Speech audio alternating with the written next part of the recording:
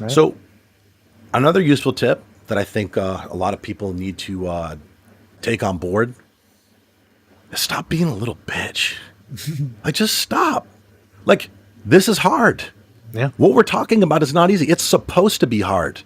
It's supposed to be fucking hard. Okay? But the question you have to ask yourself is it harder to, be prepared to allocate the time towards meal prep to make sure you have what you need to live your best life? Is that harder than being in a situation where you're extremely overweight, Yeah.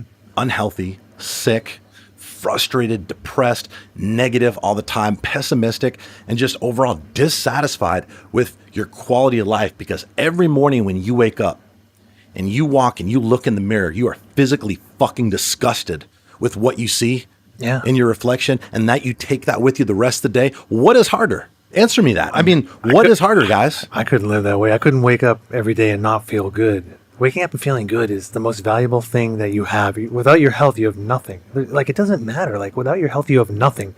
You could have all the money in the world, but if you feel like shit every day, why is it worth it?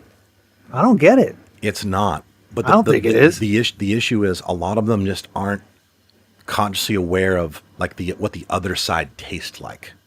You know what I mean? That might be true, They too. got used to doing things a certain way.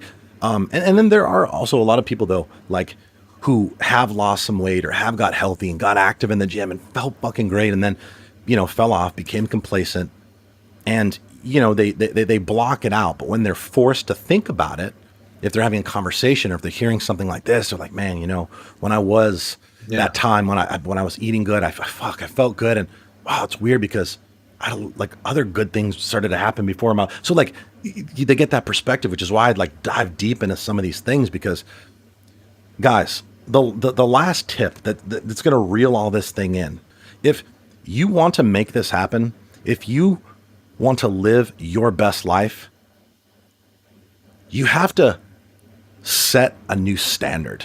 You have to make it unacceptable for you to be anything less than who and what it is that you want to fucking be. Okay? There is no compromise. There is no some of the time. There is no, okay, well, maybe. No. This is what it is. This is who I am. This is what I want to become. And I will do whatever it takes for as long as it fucking takes to make that happen.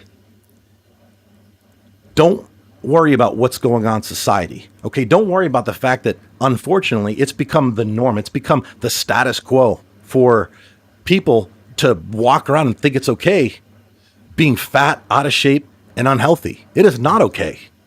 It's not fucking okay, because the things that come with that, a shorter life expectancy, setting the next generation up with predisposed poor genetics. Yeah, man. You get all these medications, they have side effects, you just get worse. It sucks. Setting them up for a life filled with low self-esteem, confidence, and depression. Because, I mean, look, genetics play a huge fucking role. And not only that, when you bring a child into the world, they do what you do. They are a reflection and they model what you do. So it's like, it's a huge fucking problem. So like, if we want to sit here and pretend like it's okay because we don't want to hurt feelings, like, look, fuck that. I have no interest. And if this offends people, like I'm willing to do that, because I know that there's a lot of other people out there that need to hear this. You know what I mean? They may have made excuses, or they may really want to do it, but just haven't quite figured out a way to actually see it through. The way that you're going to be able to see it through is by setting a new standard and understanding that there are some standards that just cannot be compromised.